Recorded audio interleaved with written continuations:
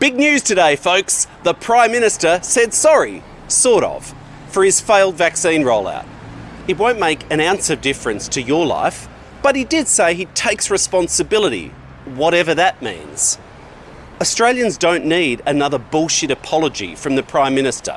They need him to fix his mess. And let's not forget how we got into this situation. It actually wasn't the failed vaccine rollout, the slowness of the vaccines.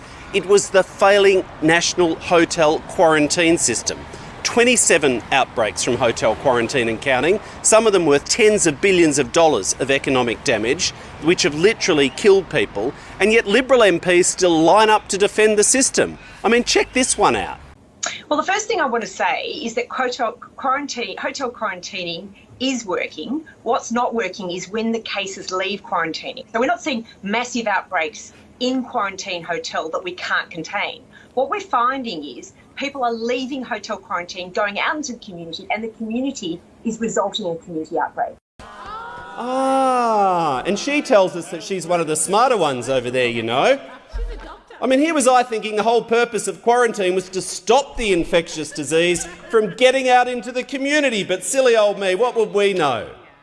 Purpose-built quarantine is the only type of quarantine that's 100% effective, and that is what the government, the Prime Minister, has refused month after month after month to build, relying on this failing system that will infect Australians. The Prime Minister has left the country, every state, every territory, every city, every region, exposed and vulnerable because of his failures in vaccine and quarantine. I mean, the Prime Minister, remember the border security thing? He was up there on TV every day stopping the boats. He had the military there, the flags.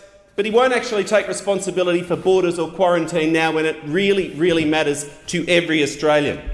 He is taking responsibility for one aspect of the borders, of course. He's locking every Australian in Australia indefinitely, indefinite detention for the whole country, because he cannot get the vaccine right and cannot get purpose-built quarantine.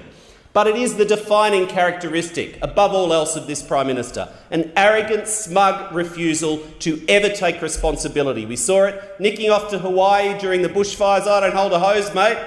We've seen it with climate change, nicking off to the G7, going on a UK pub crawl funded by the taxpayer, then a little secret side trip for a bit of family history, probably while his QAnon mate was house-sitting Kirribilli for him.